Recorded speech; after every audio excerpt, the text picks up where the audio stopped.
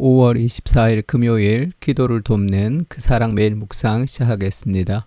오늘은 시편 43편입니다. 43편은 1절부터 5절까지인데 42편의 후렴구가 계속 반복되죠.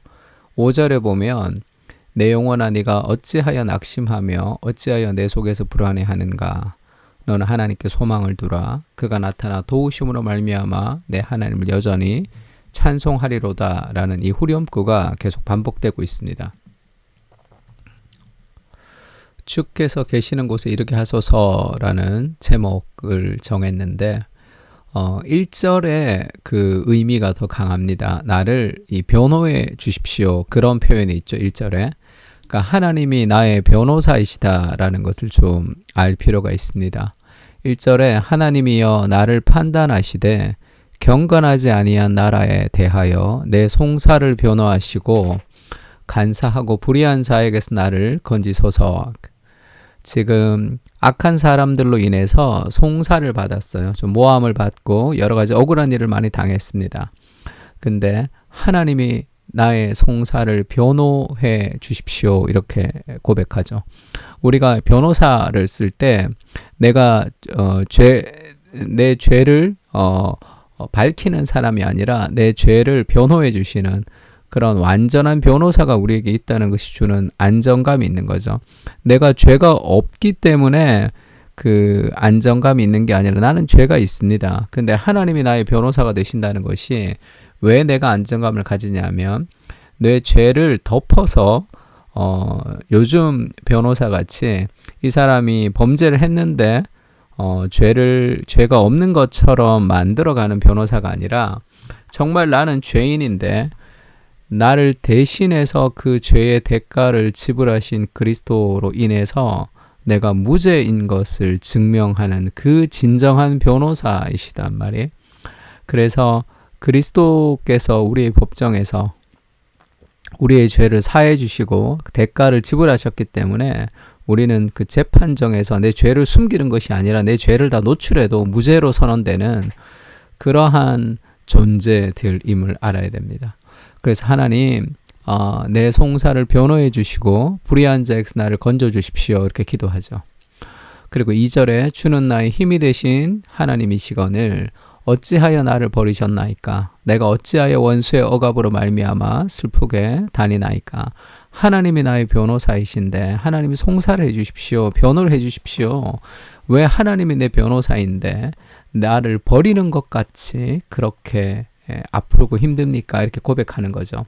어찌하여 나를 버리셨습니까? 할 때 정말로 하나님 버린 게 아닙니다. 이것은 느낌이죠. 다윗이 가진 느낌, 하나님이 나를 버린 것 같은 느낌인데 하나님이 내 변호사신데 왜 나를 버립니까? 그렇게 억울합니다. 왜 하나님 뭐 하십니까? 이렇게 기도하는 거예요. 왜냐하면 하나님이 반드시 뭘 해주신다는 것을 알기 때문이죠. 근데 왜 안 해주실까? 그런 이 속상함을 이야기하고 있습니다. 그러면서 그 하나님이 어떻게 일해 주셔야 되냐면 주의 빛과 주의 진리를 보내어 주십시오. 이렇게. 그래서 나를 인도하시고 주의 거룩한 산과 주께서 계시는 곳에 이르게 하소서. 우리 인생에 여러 가지 막혀있는 그런 어려움 속에서 인생의 길이 열리고 우리 삶이 어느 단계까지 도달하기 위해서는 하나님이 우리에게 무언가를 보내주셔야 되고 힘을 그리고 그곳까지 이룰 수 있도록 하나님이 도와주셔야 됩니다. 그래서 삶의 모든 회복은 주님으로부터 옵니다. 하나님 왜 내가 이렇게 버림받은 것 같이 하나님이 아무것도 안 하십니까? 하나님의 진리를 보내주십시오. 그리고 나를 그곳에 이르게 해주십시오. 내가 무언가 하는 것이 아니라 하나님이 하시는 거죠. 기도라는 것은 하나님의 일하심을 우리가 기대하는 겁니다. 우리의 삶 가운데. 그리고 결국 그 하나님께 소망을 둔 사람이 가진 안정감을 그가 보여주고 있습니다. 그런즉 내가 하나님의 제단에 나아가 나의 큰 기쁨에 하나님께 이르리이다. 하나님이여 나의 하나님이여 내가 수금으로 주를 찬양하리이다. 내 영혼아 어찌하여 낙심하며 불안해하느냐. 하나님께 소망을 두라. 그가 나타나 도우심으로 말미암아 내 하나님을 여전히 찬송하리로다 라는 이런 확신이 있습니다. 하나님이 결국은 승리하실 것이고 내 인생을 인도하실 것이라는 삶의 확신이 있는 거죠. 버림받은 것 같을 때도 확신을 가지고 기도하는 하나님께 소망을 둔 사람들이 가진 안정감을 노래하고 있습니다. 그러니까 왜 이렇게 우리가 자신 있게 기도할 수 있느냐는 거죠. 내가 하나님께 버림을 받았다고 느껴지는 것은 정말로 버림받은 것이 아니라 나의 느낌이라고 얘기했죠. 신앙이라는 것은 내 느낌을 의지하는 것이 아니라 하나님의 진리를 믿는 것입니다. 우리가 하나님에게 어떠한 죄 가운데 있어도 버림을 받지 않는 이유는 그리스도께서 우리를 대신하여 모든 저주를 받으신 거죠. 하나님의 버림을 받으셨기 때문에 그렇습니다. 제9시쯤에 예수께서 크게 소리질러 이르시되 엘리 엘리 라바 사박다니 하시니 이는 곧 나의 하나님 어찌하여 나를 버리셨나이까 하는 뜻이라. 그리스도가 완전한 지옥의 저주를 다 받으셨기 때문에 우리의 그 어떤 죄도 이제 더 이상 죄로서 기능을 할 수 없는 거죠. 우리는 죄인인데 그 형벌을 다 살고 나왔습니다. 무죄가 된 거예요. 그리스도께 다 그것이 전가된 거죠. 예수님이 우리를 대신해서 하나님으로부터 버림을 받으셨습니다. 율법을 전혀 지키지 못하는 우리가 어떻게 하나님 앞에 바르게 설 수 있는가? 온 율법을 온전히 지키셨던 그분이 우리를 대신하여 버림을 받으셨기 때문에 우리는 절대 이제 버림받지 않는 인생이 되는 거죠. 그래서 하나님, 내가 버림받은 것 같은 고통이 있습니다 라고 이야기해도 우리는 그것은 감정이지 진리가 아니죠. 우리는 하나님으로부터 절대 떨어질 수 없는 존재입니다. 절대 하나님 우리를 버리지 않는 거죠.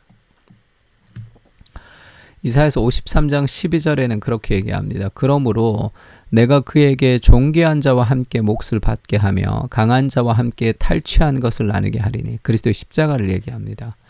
이는 그가 자기 영혼을 버려 사망에 이르게 하며 범죄자 중 하나로 헤아림을 받았음이니라. 그러나 그가 많은 사람의 죄를 담당하며 범죄자를 위하여 기도하였느니라.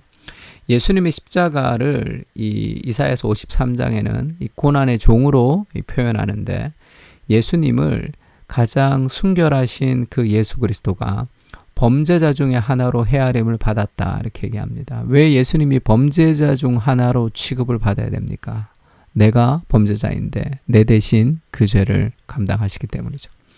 그래서 우리는 절대로 하나님께 버림받지 않는 존재로 우리가 살아가는 것입니다. 죄가 두 가지 기능이 있는데, 죄는 죄를 짓기 전에 막 유혹의 단계에서는 은혜를 강조해요. 이 죄를 지어도 하나님 널 용서해 주실 거야, 이렇게 은혜를 강조합니다. 죄를 지으면 은혜를 사라지고 정죄를 강조해요. 너 같은 사람을 하나님이 어떻게 용서할 수 있을까 하면서 하나님의 사랑을 축소시켜 버립니다. 죄를 지을 때는 하나님의 사랑을 극대화시키고, 더 죄를 짓고 나서 하나님의 사랑을 축소화시켜서 자기 정죄에 빠지게 하는 거죠. 그러나 우리가 죄 가운데 있을 때 우리는 하나님의 은혜의 극대화, 잘못된 은혜의 극대화죠. 하나님의 은혜를 받은 사람은 하나님 말씀에 순종하게 됩니다. 그리고 정말로 우리가 죄 가운데 빠졌을 때는 그때 은혜가 필요한 거죠, 사실. 우리를 대신해서 범죄자 하나로 헤아림을 받으면서 우리를 오늘도 깨끗하다 하시는 그 그리스도의 은혜를 기억할 필요가 있습니다. 오늘도 넘어지고 또 넘어지지만 우리를 깨끗하다 말씀하시는 하나님의 사랑을 깊이 경험할 수 있는 믿음이라는 것은, 그리스도가 나를 대신하여 버림을 받으셔서 나는 절대로 하나님께 버림받지 않는 사랑스러운 하나님의 자녀로 살아가고 있습니다. 그것이 죄를 이기는 첫 번째 단계라고 할 수 있겠죠. 주님은 내가 버림받았다고 느끼는 현장에서도 나와 함께 하시는 분임을 기억하게 하소서. 그리스도의 저주받음으로 내가 나음을 입었습니다. 그리스도께서 범죄자와 동일한 취급을 받음으로 내 죄가 씻겨졌습니다. 하나님께 버림받았다는 느낌은 거짓된 감정임을 기억하게 하시고, 그리스도의 버림받음을 통해 영원한 생명을 가진 자로서의 확신을 가지고 살아가게 하옵소서. 아멘. 우리 다 같이 시편 43편을 가지고 함께 기도했으면 좋겠습니다. 기도하겠습니다.